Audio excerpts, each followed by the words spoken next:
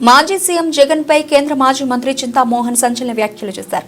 YS Jagan పై 11 కేసులు ఉన్నాయని, అందుకే వైసీపీకి 11 సీట్లు వచ్చాయని తెలిపారు. ఆయన మీద కేసులు ఎక్కువగా ఉంటే ఇంకా ఎక్కువ సీట్లు వచ్చేవేమోనని ఎద్దేవా చేశారు. వైసీపీని ప్రజలు పట్టించుకోవడం లేదన్నారు. డబ్బుల కోసం కొందరు కాంగ్రెస్ నేతలు ఇతర పార్టీలోకి వెళ్లారని ఆయన చెప్పారు. ఎస్సీ వర్గీకరణపై సీఎం చంద్రబాబు వెంటనే స్పందించాలన్నారు. ప్రభుత్వం చేస్తున్నటువంటి చర్యలను నేను ఖండిస్తున్నా. తొందరపాటు చర్య ఇది, తొందరపాటు చర్య. పక్కనే స్టాలిన్ చేయటం లేదు. ఎందుకు? ఇక్కడ తమిళనాడు పెద్ద రాష్ట్రం, మరి తమిళనాడులో లేనటువంటి ఆలోచన ఇక్కడ ఎందుకు వచ్చింది అని నేను అడుగుతున్నా సున్నితంగా, సూటిగా. కేరళలో కూడా వాళ్ళకు కూడా జడ్జిమెంట్ కాపీ వచ్చింది. ఆ జడ్జిమెంట్ కాపీ పైన లెఫ్ట్ పార్టీస్ విజయన్ను స్పందించలేదు, తీసి పుట్టలో మారేశాడు. మరి ఇక్కడెందుకు చంద్రబాబు నాయుడు దీనిపైన కమిషన్ వేయడం, ఏకసభ్య కమిషన్? ఇది తప్పు. ఆ మిశ్రాకి ఏమీ తెలియదు. 87లో ఒక ఆఫీసర్, ఆయన IAS చదువుకొని పాస్ అయ్యి వచ్చాడు ఇక్కడికి. ఆయనకు అంటరాని తనం అంటే తెలియదు. 5000 సంవత్సరాలుగా ఎస్సీలు పడ్డ కష్టాలు నష్టాలు వాటి గురించి పూర్తిగా ఆయనకి ఏమీ తెలియదు. ముఖం తెలియనటువంటి మిశ్రాన్ని తీసుకొచ్చి నువ్వు జిల్లాలు తిరగమనడం చంద్రబాబు, దీనివల్ల చాలా నష్టం వస్తుంది చంద్రబాబు నాయుడుకి. నాకు తెలుసు 50 సంవత్సరాలుగా చంద్రబాబు నాయుడు ఆయన యూత్ కాంగ్రెస్ లో ఉన్నాడు. మరి సెన్సెస్, మరి ఈ గ్రామ సచివాలయాల్లో ఉండే పిల్లకాయలు చేసేది కాదు ఇది. అదేదో పిల్లకాయలు ఎస్సీలను తీసుకొని పోయి ఓబీసీలుగా రాసి ఉన్నారు అక్కడ. తప్పది. ఆ పిల్లకాయలు చేసింది తప్పు. వాళ్ళకి ఏమీ తెలియదు. ముఖం తెలియని పిల్లకాయలకి దాన్ని రాయమంటే వాళ్ళ వల్ల కాదది. సెన్సస్ ఇండియా అని ఒకటి ఉంది అక్కడ ఢిల్లీలో. వాళ్ళు చేపట్టాలి సెన్సస్ గురించి. అంతేగాని ఎవరంటే వాళ్ళు రాస్తేట. ఎస్సీలు 100 మంది ఉంటే నువ్వు 20 మంది అని రాసి పెట్టున్నారు ఆ పిల్లకాయలు. అది దాన్ని ఖండిస్తున్నా. అది ఆయన అంతకుముందున్న ముఖ్యమంత్రి చేసిన పొరపాటు. ఆ గ్రామ సచివాలయాలు పేరు పెట్టి కులాలను కూడా ఆయన కౌంట్ చేసి ఉన్నాడు. ఆ పిల్లకాయలు తెలియదు. సెన్సస్ ఇండియా అని ఒక ఢిల్లీలో ఉంటది, రాజ్యాంగంలో. మరి దాని ప్రకారంగా చేయకుండా పొరపాటుగా చేశారు.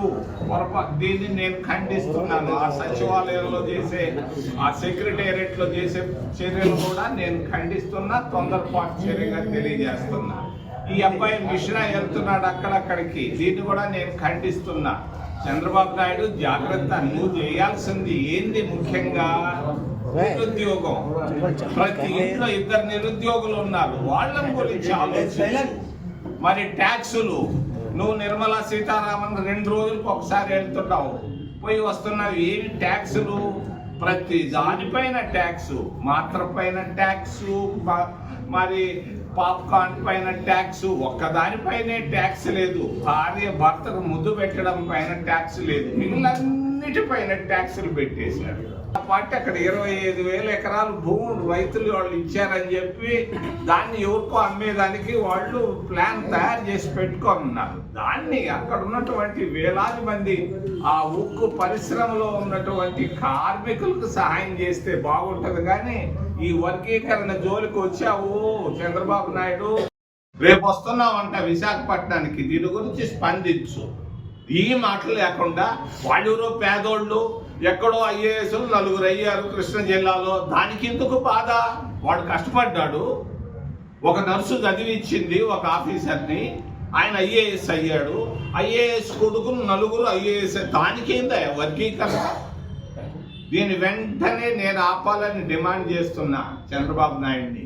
చాలు, రేపు వస్తున్నాడు ఆయన, స్పందించాలి వర్గీకరణ పైన. నువ్వు పోతావు, నేను వర్గీకరణ చేస్తాను, మాలా మాదిగల్ని సెపరేట్ చేస్తాను, యునైట్ చేయనని నువ్వు చెప్తే మేము రోడ్లపైకి వచ్చేస్తాం. రోడ్లపైకి వచ్చేదాని పెద్ద టైం పట్టదు. నువ్వు అనుకుంటున్నావేమో అందరూ నేను చెప్పింది అంతా జరుగుతుందని. ఏమీ జరగదు. చాలా బాధతో ఉన్నారు, కన్నీటితో ఉన్నారు, క్రోధంగా ఉన్నారు. నేను తెలియజేస్తున్నా సున్నితంగా, వర్గీకరణ జోలికే రావాలి. నువ్వెవరా? నీకు వాడు కూడా జడ్జిలు, వాళ్ళకి తల తెక్క జడ్జిమెంట్ అది. ఆ జడ్జిమెంట్లో ఏముంది అక్కడ? దాన్ని బట్టి ఈయన చేసేస్తున్నావు.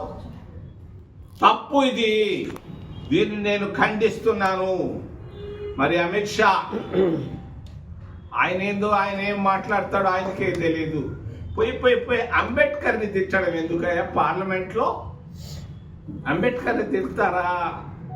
ఎంత గొప్పోడా అంబేద్కరు. అంబేద్కర్ గురించి చాలా ఉంది చెప్పాలంటే, నేను ప్రస్తుతానికి చెప్పటం లేదు. అంబేద్కర్ ఎందుకు విమర్శిస్తావయ్యా అమిత్ షా? నువ్వు విమర్శించావు, క్షమాపణలు అడగాలి కదా. దేశంలో ఉన్నటువంటి ప్రజలందరూ దాదాపు కోట్లాది మంది బాధపడుతున్నారు. భారతీయ జనతా పార్టీ ఇదేనా? ఇందుక మీరు పార్టీ పెట్టుకుంది? అంబేద్కర్ని తిట్టేదానికే ఎందుకు తిడుతున్నారా? అంబేద్కర్ చేసిన పాపం ఏంటా? ఏం పాపం చేశాడు అంబేద్కర్? ఎందుకు అంబేద్కర్ని తిట్టాల్సి వచ్చింది అమిత్ షా? ఈరోజు భారత రాజ్యాంగాన్ని, మరి అంబేద్కర్ రాజ్యాంగాన్ని అమిత్ షా రాజ్యాంగంగా మార్చుకుంటున్నారు. ఈరోజు ఈవీఎంలు అనుమానమే లేదు, ట్యాంపరింగ్ చేస్తున్నారు, మారుస్తున్నారు. వాళ్ళు ఎక్కడ అవసరం ఆడ మార్చుకుంటున్నారు ఈవీఎంలు. మొన్న ఒక ఆయన చెప్పాడు, ప్రపంచంలో కోటీశ్వరుడు అనుకుంటే ఏదైనా ఎథిక్స్ లేవు భారతీయ జనతా పార్టీకి. ఇప్పుడు సునీత విలియమ్స్ అక్కడెక్కడో చంద్రమండలంలో ఉంటే ఇక్కడ నుంచి రిమోట్తో మేనేజ్ చేస్తున్నారు. అటువంటిది ఈవీఎం మేనేజ్ చేయడం పెద్ద కష్టం కాదు. టెక్నాలజీ బాగా మారిపోయింది. ఈవీఎంలు ట్యాంపరింగ్ తోనే ఆంధ్రప్రదేశ్ రాష్ట్ర